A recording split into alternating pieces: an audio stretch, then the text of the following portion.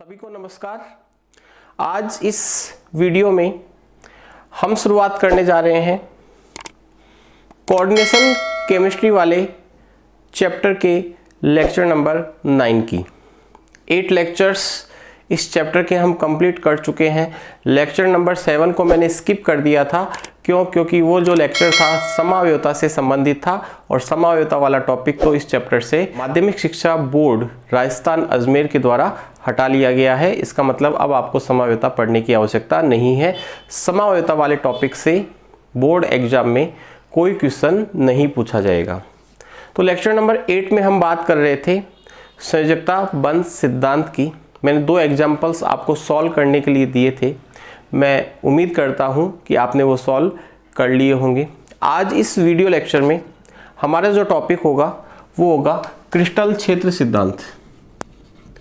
Crystal क्षेत्र सिद्धांत, जिसे इंग्लिश में कहा जाता है क्रिस्टल फील्ड थ्योरी, इसलिए इसको शॉर्टकट में अपन बोलते हैं CFT। क्या कहते हैं? CFT, जहां पे C का मतलब है क्रिस्टल, F का मतलब है फील्ड और T का मतलब है थ्योरी। Crystal field theory. कुलों में बंधन को समझाने के लिए मुख्य रूप से 2 सिद्धांत दिए गए। नंबर 1 VBT और नंबर 2 CFT। तो CFT क्या होती है इसके बारे में हम बात करते हैं। ये सिद्धांत क्या होता है देखिएगा। संकुलों में बंधन को समझाने के लिए बेथे एंड वॉन ब्लैक, बेथे व वॉन ब्लैक द्वारा ये सिद्धांत दिया गया। तो आपसे पूछे कि ये सिद्धांत किसने दिया, तो आप कहोगे बेथे व वॉन ब्लैक ने दिया। ये सिद्धांत क्या कहता है देखिएगा। सबसे पहली बात ये कहता है कि किसी भी संकुल यौगिक में केंद्रीय धातु एवं लिगेंड के मध्य, केंद्रीय धातु एवं लिगेंड के मध्य किसी प्रकार का कोई उपसहसंयोजक बंध नहीं पाया जाता। क्या कहता है ये सिद्धांत? पहली बात कहता है कि किसी संकुल यौगिक में केंद्रीय धातु व लिगेंड के मध्य, केंद्रीय धातु व लिगेंड के मध्य किसी प्रकार का कोई उपसहसंयोजक बंध नहीं पाया जाता।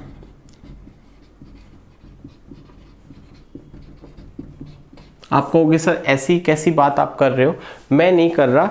ये बात किसने बताई थी? CFT ने, जो हालांकि आगे जाके गलत सिद्ध हुई, क्योंकि हम अच्छे से जानते हैं कि किसी उपसहसंयोजक या संकुल यौगिक में धातु और लिगेंड के मध्य कौन सा बंध पाया जाता है, कौन से प्रकार के बंध पाए जाते हैं? उपसहसंयोजक बंध पाए जाते हैं या उपसहसंयोजक प्रकार के बंध पाए जाते हैं।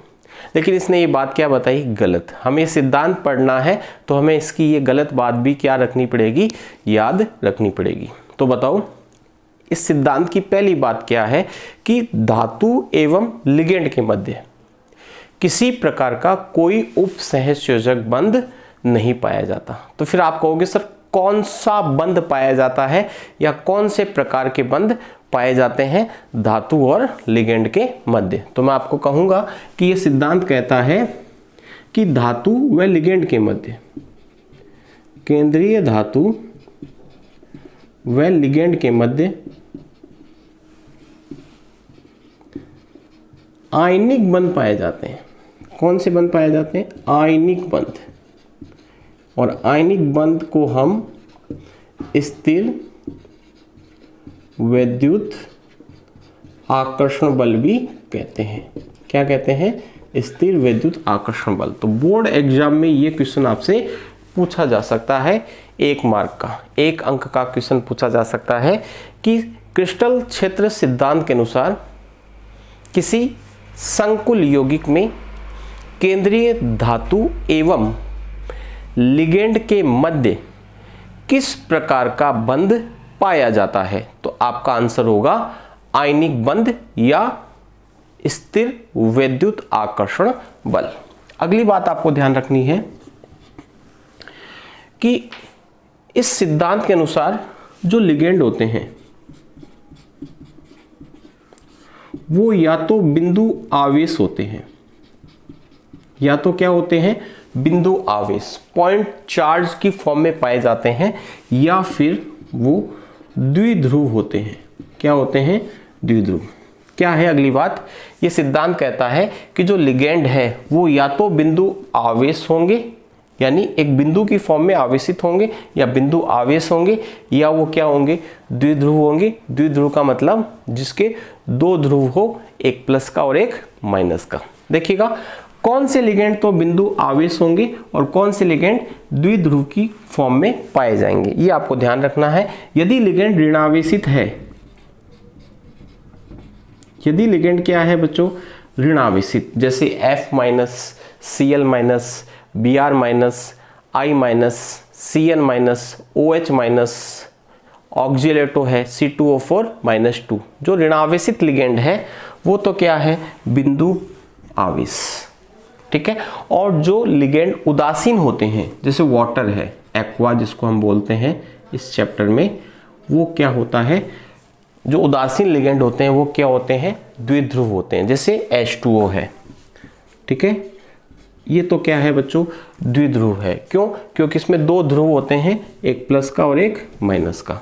जैसे अमोनिया है, अमोनिया, अमोनिया का सूत्र क्या होता है बच्चों, NH3, तो NH3 को हम ऐसे लिख सकते हैं, इस पे माइनस और इस पे प्लस। तो जिसके दो ध्रुव हो उसे द्विध्रुव, और दो ध्रुव उदासीन लिगेंड में ही संभव है, ऋणावेशित लिगेंड में दो ध्रुव संभव नहीं है, क्योंकि उसमें माइनस होता है, प्लस तो होता ही नहीं है। ठीक है, तो बताओ जो ऋणावेशित लिगेंड होते हैं वो बिंदु आवेशित होते हैं या बिंदु आवेश के रूप में पाए जाते हैं, और जो उदासीन लिगेंड होते हैं वो द्विध्रुव की फॉर्म में पाए जाते हैं। ठीक है, अगली बात बताओ, पहली बात क्या है इसकी, ये सिद्धांत किसने दिया, बेथे व वॉन व्लैक ने। इस सिद्धांत के अनुसार केंद्रीय धातु व लिगेंड के मध्य किसी प्रकार का कोई उपसंयोजक बंध नहीं पाया जाता। तो कौन से प्रकार के बंध पाए जाते हैं, आयनिक बंध पाए जाते हैं, स्थिर विद्युत आकर्षण बल पाए जाते हैं। अगर उपसंयोजक बंध नहीं है, इसका मतलब खाली कक्षकों में लिगेंडों के द्वारा अपना लोन पेयर दान भी नहीं किया जाएगा। मैंने बताया था ना कि लिगेंड अपना लोन पेयर इन खाली कक्षकों में दान करते हैं जो कि संकरित हो चुके होते हैं, यानी हम कह सकते हैं संकरित खाली कक्षकों में, संकरित रिक्त कक्षकों में लिगेंड अपना लोन पेयर क्या करते हैं, दान, और दान करके क्या बनाते हैं, उपसंयोजक बंध। क्योंकि यहाँ पर उपसंयोजक बंध बनते ही नहीं है सिद्धांत के अनुसार, तो लिगेंड अपने लोन पेयर दान नहीं करेगा, इसका मतलब यहाँ पर संकरण भी नहीं होगा। तो इस सिद्धांत में कोई संकरण वंकरण की बात अपन नहीं करते। ठीक है, अगली बात आपको ध्यान रखना है कि ये जो सिद्धांत है इसके अनुसार धातु और लिगेंड के मध्य आयनिक बंध है। लिगेंड बिंदु आवेशित हो सकते हैं या बिंदु आवेश के रूप में पाए जा सकते हैं या द्विध्रुव के रूप में। अगर ऋणावेशित लिगेंड है तो बिंदु आवेश होगा और उदासीन लिगेंड है तो द्विध्रुव होगा। अगली बात क्या है देखिएगा, ये सिद्धांत जो है वो धातु के डी कक्षकों के साथ संबंधित है। ये सिद्धांत धातु के डी कक्षकों के साथ संबंधित है, बहुत इंपॉर्टेंट बात है। इस सिद्धांत का S और P कक्षकों के साथ कोई संबंध नहीं है। तो आपसे पूछ ले परीक्षा में कि क्रिस्टल क्षेत्र सिद्धांत धातु के कौन से कक्षकों के साथ संबंधित होता है, तो आपका आंसर होगा डी कक्षकों के साथ। ठीक है, अब हम जानते हैं क्लास 11 में हमने पढ़ा कि डी कक्षक कौन कौन से होते हैं बच्चों। एक होते हैं एक होता है डी एक्स वाई, एक होता है डी वाई जेड, एक होता है डी जेड एक्स, एक होता है डी एक्स स्क्वायर डेस वाई स्क्वायर, एक होता है डी जेड स्क्वायर। ये 5 प्रकार के क्या होते हैं, डी कक्षक होते हैं। तो इन डी कक्षकों के साथ ये सिद्धांत क्या है, संबंधित है। यदि आपको वीडियो अच्छा लग रहा है तो आप इसे लाइक कर दीजिएगा, और इस चैनल को यदि आपने अभी तक सब्सक्राइब नहीं किया है तो आप इसे सब्सक्राइब कर दीजिएगा, और इसको सभी स्टूडेंट्स के साथ शेयर कर दीजिएगा जो जो आपके टच में है। ठीक है, चलेगा। ये सिद्धांत धातु के कौन से कक्षकों के साथ संबंधित है, डी कक्षकों के साथ।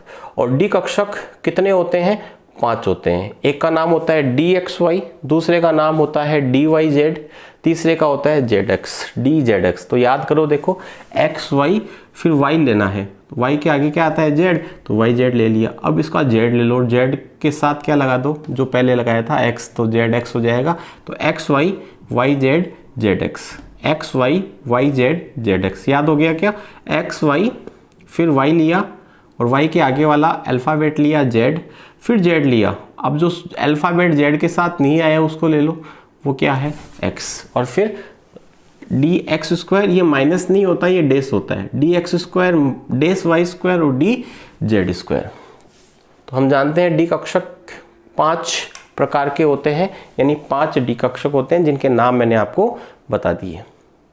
अब इस सिद्धांत के अनुसार ये जो 5 डी कक्षक है ना, ये 2 प्रकार के होते हैं। कितने प्रकार के होते हैं? 2। नंबर 1 है T2G कक्षक। कौन से कक्षक? T2G कक्षक। और दूसरे प्रकार के जो डी कक्षक है वो है EG कक्षक। क्या है? EG कक्षक।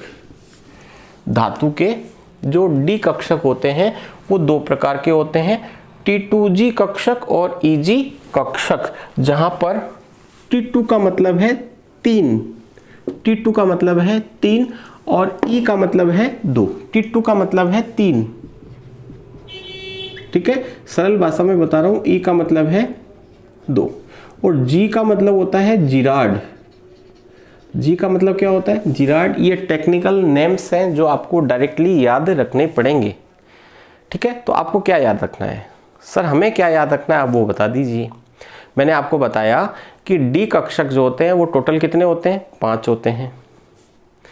ये 5 डी कक्षक 2 प्रकार के होते हैं। एक तो T2G कक्षक, जहां पे T2 का मतलब है 3, मतलब यहाँ पे 3 कक्षक आने वाले हैं। G का मतलब है जिराड। सर जिराड क्या होता है? तो जिराड का मतलब सम्मिति से होता है। किससे होता है? सम्मिति से। फिलहाल याद कर लो, बाद में बता दूंगा। इसका फुल फॉर्म मैंने बताया, G का जिराड है, E का मतलब होता है 2 और T2 का मतलब होता है 3। T2 का मतलब ट्रिपली होता है, ट्रिपली जनरेट बोलते हैं इसको, तो 3 हो जाएगा, और E का मतलब डबली जनरेट, 2 हो जाएगा, ठीक है। अब आप कहोगे सर इसको DG बोलना चाहिए था। नहीं, अपने बोलने से नहीं होता ना, इस E का मतलब यहाँ पर 2 से है, ठीक है। अब T2G कक्षक कौन कौन से वो आपको याद रखने। इन 5 डी कक्षकों में से शुरू वाले जो 3 कक्षक हैं उनको T2G कक्षक कहते हैं। शुरू वाले जो 3 कक्षक हैं उनको T2G कक्षक कहते हैं, DXY, DYZ और DZX। तो आपको याद रखना है कि कौन कौन से डी कक्षक T2G प्रकार के होते हैं। तो DXY, DYZ और DZX। समझ में आ रही है बात? याद रखना पड़ेगा भैया। क्या रखना पड़ेगा? याद रखना पड़ेगा। क्या याद रखना पड़ेगा? कि T2G कक्षक कौन कौन से होते हैं? DXY, DYZ और DZX। और जो कक्षक बच गए वो कौन से हैं? EG कक्षक। कौन से बचे बताओ? एक ये बच गया और एक ये बच गया, तो यहाँ पे हम लिख देंगे DX स्क्वायर, डेस Y स्क्वायर और DZ स्क्वायर। तो ये तो हो गए कौन से कक्षक? EG। और ये कक्षक कौन से हो गए? T2G। अब आपने क्लास 11 में पढ़ा होगा कि जो डी कक्षक होते हैं उनकी आकृति द्विडंबलाकार होती है। कैसी होती है? द्विडंबलाकार होती है। 2 डंबल वाली आकृति होती है। किसकी? इन डी कक्षकों की। तो यहाँ पर आपको ध्यान रखना है कि ये जो T2G कक्षक होते हैं ना, इनकी पालिया अक्षों के बीच होती है। मैंने आपको क्या बताया? डी कक्षक कुछ इस प्रकार के होते हैं, पढ़ा होगा आपने क्लास 11 में, ऐसे पढ़ा होगा। ये आकृति किसकी होती है? डी कक्षकों की। तो यहाँ पर 2 डंबल बनते हैं। एक डंबल ये रहा, डंबल वो जिससे अपन कसरत करते हैं ना, वो वाला डंबल की बात कर रहा हूँ। एक डंबल ये रहा। तो बताओ ऐसा ही तो होता है कुछ डंबल, या डमरू मान लो। क्या मान लो? डमरू। तो 2 डमरू वाला आकार होता है इनका। आकृति कैसी होती है? 2 डमरू जैसी होती है। 2 डमरू को जॉइंट कर दिया बीच में से। तो T2G कक्षक और EG कक्षक। T2G कक्षक वो कक्षक होते हैं जिनकी पालिया अक्षों के बीच में होती है। तो पहले मैं इनके डायग्राम बना रहा हूँ। देखिएगा, DXY कक्षक, ये XX और ये YX। DXY की आकृति बनानी है, पालियों को अक्षों के बीच रखना है। बताओ पाली अक्षों के बीच है कि नहीं है? ये अक्ष है ना, अक्ष के ऊपर थोड़ी है पाली, अक्षों के कहाँ है? बीच में। तो इस कक्षक का नाम क्या होगा बच्चों? DXY। डी वाई जेड, देखो ये वाई और ये क्या हो गया जेड, ठीक है। तो बताओ डी वाई जेड कक्षक की आकृति कैसी होगी, द्विदंबलाकार होगी और पाली अक्षों के कहाँ होगी, बीच में, ठीक है। और डी जेड एक्स जो कक्षक है उसकी आकृति कैसी होगी, ये जेड एक्स मान लो और ये एक्स मान लो, ठीक है, या इसको एक्स मान लो इसको जेड मान लो, इससे कोई फर्क नहीं पड़ता। तो ये कक्षक क्या होगा, डी जेड एक्स। तो अगर दोनों अक्ष आप एक्स वाई लेते हो तब तो डी एक्स वाई बनेगा, वाई जेड लेते हो तो कक्षक का नाम डी वाई जेड होगा, और जेड एक्स लेते हो तो क्या होगा, डी एक्स जेड, या इसको जेड एक्स भी बोल सकते हैं, एक ही बात है, जेड एक्स या एक्स जेड। पालियां कहाँ होती है, अक्षों के बीच में होती है, ठीक है। और ये ईजी कक्षक है, इनकी पालियां अक्षों के ऊपर होती है, कहाँ होती है, अक्षों के ऊपर। इस प्रकार से ये देखो, ये एक्स एक्स और ये वाई एक्स, ठीक है। तो पालियों को अक्षों के ऊपर बनाएंगे, तो ये अक्षों के ऊपर हमने पालियां बना दी, अक्ष है ना, ये एक्स अक्ष है, ये वाई एक्स है, तो अक्ष के ऊपर पाली बनाई। इस कक्षक का नाम है d x square y square. और डी जेड स्क्वायर एक ऐसा कक्षक है जिसमें दो पालियां तो पालियों की फॉर्म में ही होगी, डंबलाकार होगी, लेकिन शेष दो पालियां वलय के रूप में कन्वर्ट हो जाती है, कुछ इस प्रकार से। ये जेड एक्स मान ली, तो देखो ये दो पालियां तो ऐसी हो गई, बाकी की जो दो पालियां है वो कैसे होती है, रिंग की फॉर्म में होती है, ऐसे इस प्रकार से कन्वर्ट हो जाती है आकृति है इसकी। ये डिफरेंट प्रकार का कक्षक होता है डी कक्षकों में, डी जेड स्क्वायर। थोड़ी सी आकृति इसकी अलग होती है, ठीक है। तो ये मैंने किसकी आकृतियां बनाई बताओ, डी कक्षकों की। कौन कौन से ऐसे कक्षक हैं जिनकी पालियां अक्षों के बीच होती है, d x y, d y z और डी जेड एक्स। और इन कक्षकों को क्या नाम दिया गया, T2G कक्षक। जहां पे T2 का मतलब है 3, तो बताओ 3 कक्षक हुए कि नहीं हुए। और G का मतलब होता है जिराड, जिसको सममिति से संबंधित शब्द है वो याद रखना है डायरेक्ट। और EG जो है उसमें 2 कक्षक होते हैं और दोनों की पालियां कहाँ होती है, अक्षों के ऊपर होती है। इसमें तो 2 डंबल होते हैं, लेकिन इसमें एक ही डंबल होता है। दूसरा जो डंबल होता है वो वलय की फॉर्म में कन्वर्ट हो जाता है। किस फॉर्म में कन्वर्ट हो जाता है, वलय की फॉर्म में। तो बताओ ये कौन से कक्षक मैंने बताए, डी कक्षक। अब देखो ये सिद्धांत कहता है कि जब पांचों डी कक्षकों की ऊर्जा समान होगी तो ऐसे 5 डी कक्षकों को समभ्रंश डी कक्षक कहा जाता है। क्या कहा जाता है, समभ्रंश डी कक्षक। इनकी ऊर्जा क्या है, समान है, इसलिए इनको क्या कहते हैं, समभ्रंश डी कक्षक, ठीक है।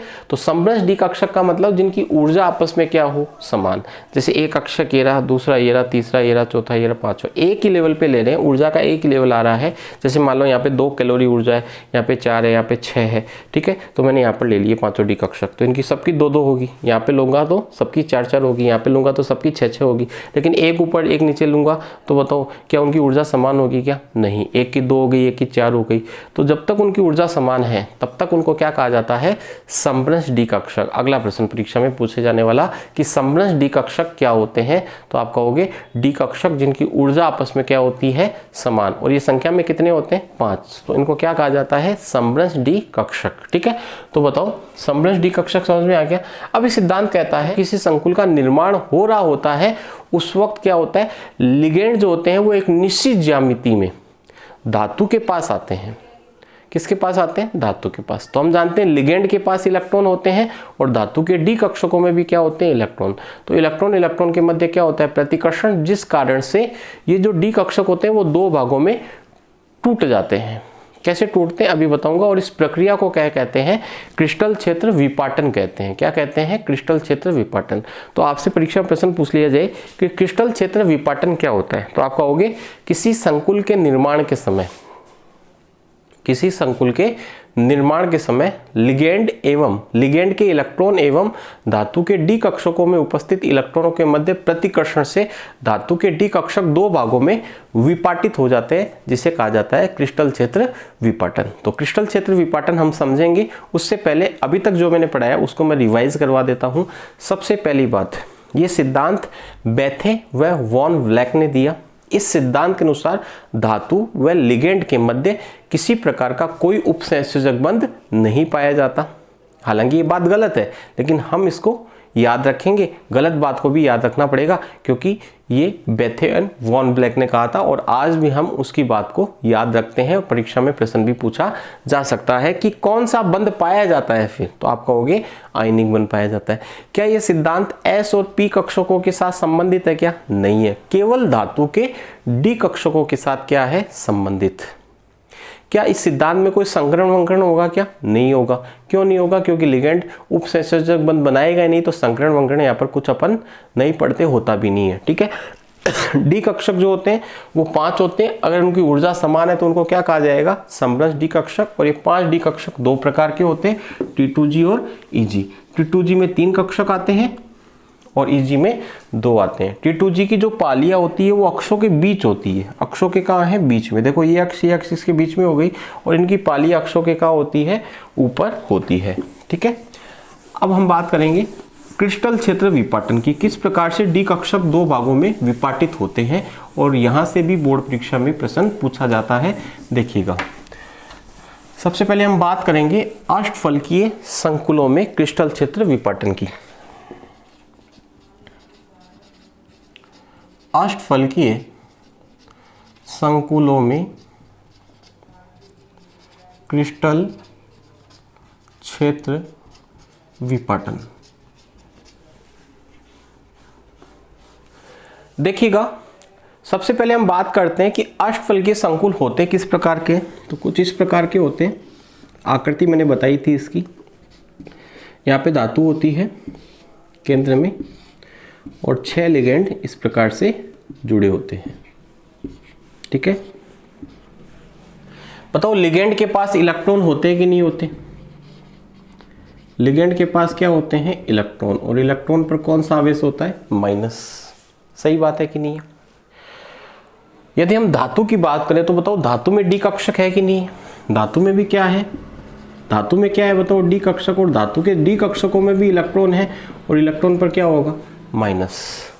और हम पढ़ते हैं साइंस में कि माइनस माइनस के मध्य क्या होता है, प्रतिकर्षण। फिजिक्स में पढ़ते हो आप, माइनस माइनस में क्या होता है, प्रतिकर्षण, और प्लस और माइनस में क्या होता है, आकर्षण। इसका मतलब लिगेंड के जो इलेक्ट्रॉन हैं वो धातु के डी कक्षकों पर क्या लगाएंगे, प्रतिकर्षण लगाएंगे। ये बात आपको समझ में आ गई होगी। ठीक है। अब देखो, जब किसी अष्टफलकीय संकुल का क्या हो रहा है, निर्माण होता है, तो ये जो 6 लिगेंड है वो इस अष्टफलकीय संकुल की जो अक्षें हैं, जैसे ये अक्ष है, ये अक्ष, ये अक्ष, ये अक्ष, ये अक्ष, इसके, या हम कह सकते हैं इसके अनुदिश अनंत से इसकी ओर आते हैं। ऐसी कल्पना की गई है कि एक लिगेंड मान लो इधर से आएगा, तभी तो अष्टफलकीय संकुल बनेगा। एक इस साइड से आएगा, एक इस साइड से आएगा, एक इस साइड से आएगा। मतलब अष्टफलकीय संकुलों में जो 6 लाइन अपन खींचते हैं ना, उन 6 लाइनों के अनुदिश 6 लिगेंड धातु की ओर आते हैं। तो बताओ जैसे जैसे इसके नज़दीक आएंगे तो बताओ लिगेंड के जो इलेक्ट्रॉन है वो धातु के डी कक्षकों पर प्रतिकर्षण लगाएंगे कि नहीं लगाएंगे? सर क्यों लगाएंगे? देखो मतलब ये है कि जब कोई लिगेंड धातु के डी कक्षक की ओर आता है तो लिगेंड के जो इलेक्ट्रॉन होते हैं वो धातु के डी कक्षकों पर प्रतिकर्षण लगाते हैं। डी कक्षकों पर प्रतिकर्षण क्यों लगाते हैं? क्योंकि उनमें भी क्या होते हैं, इलेक्ट्रॉन होते हैं। जब अष्टफलकीय संकुल बनेगा तो कितने लिगेंड आएंगे, 6। कहाँ से आएंगे? ऐसी कल्पना की गई है, अनंत से आ रहे हैं। कहाँ से आ रहे हैं? अनंत से। और कैसे आएंगे, किस डायरेक्शन में आएंगे, किस दिशा में आएंगे? अष्टफलकीय संकुल बनने के लिए ये जो हम लाइंस खींचते हैं इस डायग्राम में, उस लाइंस के अनुदिश आते हैं। क्या आते हैं? अनुदिश आते हैं। जैसे ये कुछ इस प्रकार का अष्टफलकीय संकुल होता है। यहाँ पे धातु है, ये जो बीच में पॉइंट आपको दिखाई दे रहा है ना, ये मैंने कागज़ का टुकड़ा लिया है एक, और इसको आप वर्ग मान लीजिएगा। इसमें बीच में मैंने ये पेन या कुछ, ये क्या है, ये ब्रश है, इसको मैंने फंसा दिया है, और यहाँ पर धातु है। जब इस प्रकार का संकुल बनेगा तो एक लिगेंड यहाँ होगा, एक लिगेंड यहाँ होगा, एक लिगेंड यहाँ होगा, एक लिगेंड यहाँ होगा, एक लिगेंड यहाँ होगा, और एक लिगेंड यहाँ होगा। तो वो लिगेंड, ऐसी कल्पना की गई है इस सिद्धांत में कि ये लिगेंड एक तो इस डायरेक्शन में आएगा, ये जो अक्ष है ना इसके अनुदिश आएगा ऐसे, एक इधर से आएगा, दूर से आएगा, अनंत से आएगा, एक इधर से आएगा, एक इधर से आएगा, एक यहाँ से आएगा, और एक नीचे से ऐसे आएगा। 6 लिगेंड आ रहे हैं धातु की ओर। किसका निर्माण करने के लिए? अष्टफल की आकृति का संकुल बनाने के लिए। तो अष्टफल की आकृति का संकुल बनाने के लिए लिगेंड का किस डायरेक्शन में आना होगा वो मैंने आपको समझा दिया। ठीक है, अब देखो, जब ये अनंत से आ रहे थे, थोड़ा करीब आए तो एक गोलाकार क्षेत्र बना। क्या बना? गोलाकार क्षेत्र।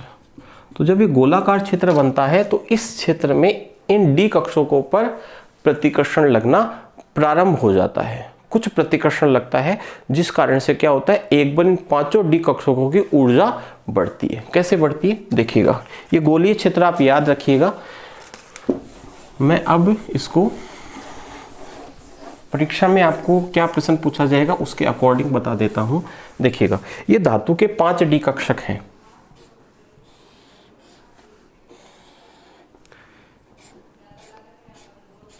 इसका नाम DXY, इसका नाम दिख नहीं रहा होगा, इधर हो जाता हूँ, DXY, DYZ, DZX, DX2, Y2 और DZ2। 1 2 3 4 और 5। ठीक है, अभी ये जो धातु है ना मुक्त है, तो हम कह सकते हैं मुक्त धातु आयन। तो बताओ क्या इसके आसपास में कोई लिगेंड है क्या? अभी नहीं है। इसीलिए ये जो पांचों डी कक्षक है ना, उनकी ऊर्जा समान है। समान का मतलब एक ही लेवल पे आ रहे हैं कि नहीं आ रहे। कोई ऊपर होता, कोई नीचे होता, तो इनकी ऊर्जा क्या होती? अलग अलग होती। फिलहाल ये पांचों डी कक्षक एक लेवल पे आ रहे हैं। जैसे ऐसे होते कि एक यहाँ पर है, एक यहाँ पर है, एक यहाँ पर है, एक यहाँ पर है, कल्पना कर रहे हैं। तो बताओ अब इनकी ऊर्जा अलग अलग होती। सबसे कम ऊर्जा इसकी होती, सबसे ज़्यादा इसकी होगी। जो ज़्यादा ऊंचा होगा उसकी ऊर्जा ज़्यादा होगी, जो ज़्यादा नीचे होगा उसकी ऊर्जा कम होगी। तो फिलहाल देखो पांचों एक लेवल पे आ रहे हैं, इसका मतलब पांचों की ऊर्जा क्या है? आपस में समान है, और इन्हें मुक्त धातु आयन के डी कक्षक हम बोलेंगे। और ये बताओ क्या होंगे? समभ्रंश डी कक्षक। क्या होंगे? समभ्रंश डी कक्षक। अब क्या होगा बच्चों, जब लिगेंड इनके पास आएंगे तो एक गोलीय क्षेत्र बनेगा। ठीक है, एकदम भी पास में नहीं आए, कुछ दूर है, कुछ पास आ चुके, तो एक क्या बनेगा? गोलीय क्षेत्र। उस गोलीय क्षेत्र में क्या होता है, इन पांचों डी कक्षकों की ऊर्जा एक बार बढ़ती है। पांचों डी कक्षकों की ऊर्जा एक बार बढ़ती है, तो हम इनको थोड़ा ऊपर बना देते हैं। ठीक है, ये डायग्राम आपको बोर्ड परीक्षा में बनाना होता है। तो ये हम कहेंगे गोलीय क्षेत्र में धातु आयन के डी कक्षक। ठीक है भैया, धातु आयन के डी कक्षक। ठीक है, तो थोड़ा ऊपर आ गए हैं। क्यों? क्योंकि लिगेंडों ने इन पांचों डी कक्षकों पर क्या लगाया? प्रतिकर्षण लगाना प्रारंभ कर दिया है। अब क्या होगा बच्चों, अब ये लिगेंड और पास में आएंगे। ये गोलीय क्षेत्र कौन सा अभी वो बनाया था ना, एक मैंने गोला बनाया था उस टाइप का, उस कंडीशन में ये पांचों डी कक्षक है। अब क्या होगा बच्चों, अब लिगेंड और पास आएंगे। अब और पास आएंगे यानी एकदम अक्षों पे चढ़ाई करने लगेंगे। जो अक्ष थी ना, ये जो हमने अक्ष बनाई, ये वाली अक्ष, ये वाली अक्ष, तो उनके ऊपर जब चढ़ाई करेंगे, मतलब इनके पास आएंगे, धातु के एकदम पास में आएंगे, तो उस स्थिति में क्या होगा कि ये जो 5 डी कक्षक हैं, क्या नाम है इनका? DXY, DYZ, DZX, DX2, Y2 और DZ2। अब क्या होगा बच्चों, जब लिगेंड धातु के और पास आएंगे तो लिगेंड के द्वारा धातु के डी कक्षकों पर लगने वाला जो प्रतिकर्षण है वो 2 प्रकार का हो जाएगा। कितने प्रकार का हो जाएगा? 2। जब वो दूर थे तब तो कोई प्रतिकर्षण लगा नहीं, जब वो दूर थे तब तो कोई प्रतिकर्षण लगा नहीं, वो थोड़ा पास आए, उनकी रेंज में आए, कोई एक रेंज होती है निश्चित, उस रेंज में आए तब थोड़ा प्रतिकर्षण लगा, तो पांचों डी कक्षकों की ऊर्जा बढ़ गई। ये देखो इधर से इधर ऊर्जा बढ़ रही है, नीचे से ऊपर ऊर्जा बढ़ रही है, तो ऊर्जा कम है, इनकी बढ़ गई। मैंने बताया ना, ऊपर होगा तो ऊर्जा बढ़ेगी और नीचे होगा तो ऊर्जा क्या होती है? कम होती है। अब वो लिगेंड जब धातु के और पास आते हैं तो अब क्या होता है, लिगेंड के द्वारा धातु के डी कक्षकों पर लगने वाला जो प्रतिकर्षण होता है वो 2 प्रकार का हो जाता है। जो कक्षक या जिन कक्षकों की पालियां अक्षों के ऊपर होती है उन पर तो प्रतिकर्षण लगता है ज्यादा। बताओ इन दोनों कक्षकों की पालियां अक्षों के ऊपर थी कि नहीं थी? D x square y square और डी जेड स्क्वायर। इन कक्षकों की, इन दो डी कक्षकों की पालियां कहाँ थी? अक्षों के ऊपर। और इन तीन कक्षकों की पालियां अक्षों के कहाँ थी? बीच में। और जो लिगेंड आता है वो अक्ष के अनुदिश आता है। लिगेंड जो आता है वो अक्ष के अनुदिश आता है। तो यदि पाली अक्ष के ऊपर होगी तो लिगेंड का पाली पर लगने वाला प्रतिकर्षण क्या होगा? ज्यादा। देख लो। और अगर पाली अक्ष के ऊपर नहीं हो, बीच में हो, तो लिगेंड तो यहां से आएगा। तो बताओ, एक तो पाली यहां हो तब प्रतिकर्षण ज्यादा लगेगा कि एक पाली यहां हो तो प्रतिकर्षण ज्यादा लगेगा? तो लिगेंड तो इस अक्ष के अनुदिश से आने वाला है। तो बताओ, अक्ष के ऊपर पाली होगी तब प्रतिकर्षण क्या लगेगा? ज्यादा। तो बताओ कौन से डी कक्षकों पर प्रतिकर्षण ज्यादा लगेगा? इन दो पे ज्यादा लगेगा। तो इनकी ऊर्जा बढ़ जाएगी।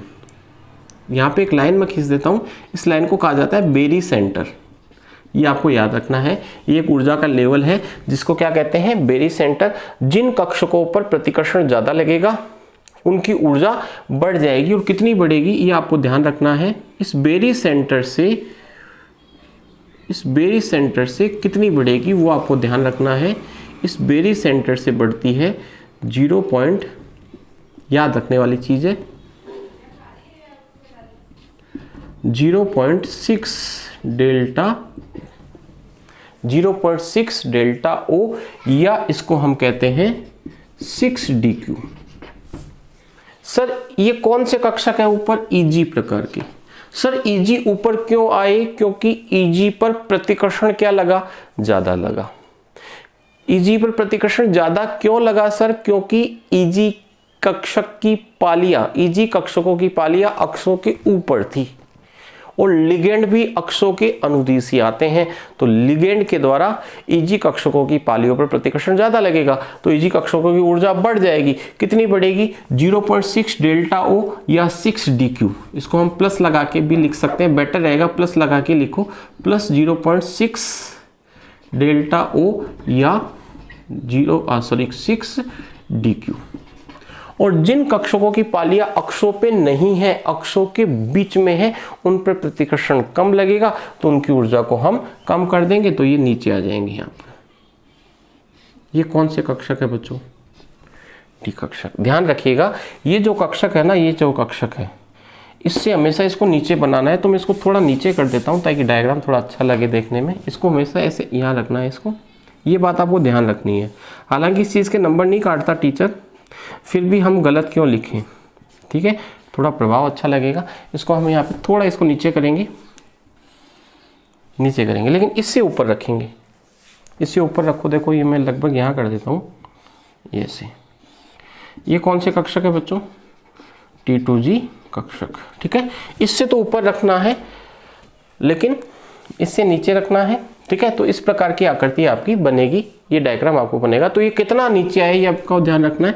ये नीचे आता है बेरी सेंटर से 0.4 डेल्टा ओ। ऊर्जा में कमी आई तो माइनस लगा देंगे, ऊर्जा बढ़ी तो क्या लगा देंगे? प्लस। डीक्यू के आगे भी आप प्लस लगाओगे, प्लस 6dq माइनस 0.4 डेल्टा ओ या माइनस 6dq। ठीक है, अब देखिएगा, ये T2G कक्षक है और ये कौन से कक्षक है? Eg कक्षक। T2G और Eg कक्षकों के मध्य की जो ऊर्जा का अंतर होता है उसको डेल्टा O या 10dq से दर्शाते हैं। किससे दर्शाते हैं? डेल्टा O या 10dq से। ठीक है, ये माइनस प्लस सिर्फ इस बात को बता रहे हैं कि ऊर्जा में कमी आई है और ऊर्जा में क्या हुई है? वृद्धि हुई है। हालांकि इन दोनों के परिमाण को जोड़ोगे, बताओ इसका परिमाण क्या होगा? 0.6। परिमाण वाला प्लस माइनस हटा दो, इसका बताओ 0.4। तो टोटल कितना हो गया? 1 डेल्टा ओ। तो ये जो डेल्टा ओ है ना, ये दोनों कक्षकों की ऊर्जा का क्या होता है?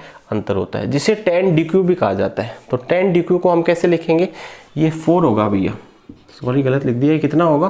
4 होगा। तो 6dq और 4dq, 10dq हो गया। परिमाण को जोड़ो, 6 और 4 कितना हो गया? 10। या 0.6 और 0.4 कितना हो गया? 1। तो 1 डेल्टा ओ। और यहाँ पे डेल्टा ओ जो होती है उसे कहते हैं क्रिस्टल क्षेत्र विपाटन ऊर्जा। अब परीक्षा में आपसे क्या प्रश्न पूछा जाता है, उसका उत्तर आपको क्या लिखना है वो मैं आपको बता देता हूँ। आपसे पूछा जाता है अष्टफलकीय संकुलों में क्रिस्टल क्षेत्र विपाटन को दर्शाने वाला चित्र बनाओ। तो ये चित्र आपको बनाना होता है। मैं एक बार इसको वापस से समझा देता हूँ और आज की क्लास को मैं यही समाप्त करूंगा। आप इसको एक बार पढ़िएगा, बुक्स में से ही पढ़िएगा, नोट्स में से पढ़िएगा और इसको बना के लेने की कोशिश कीजिएगा और इसको याद कर लीजिएगा। कल मैं इसको आगे कंटिन्यू करूंगा। कैसे बनाना है डायग्राम देखो। सबसे पहले धातु के 5 डी कक्षक ले लेने, ठीक है। ये तो हो गया मुक्त धातु N। मुक्त का मतलब इसके पास, इसके आसपास अभी कोई लिगेंड नहीं है, ठीक है, अकेला है ये। अब जैसे ही 5 लिगेंड इसके पास आएंगे तो इन 5 डी कक्षों की ऊर्जा एक बार बढ़ेगी, गोलीय क्षेत्र बनेगा। ये क्या है, गोलीय क्षेत्र में डी कक्षक किसके, धातु के। अब क्या होगा, लिगेंड जब और पास आएंगे तो dxy, dyz और dzx प्रकार के जो कक्षक है वो तो कहाँ जाएंगे, नीचे।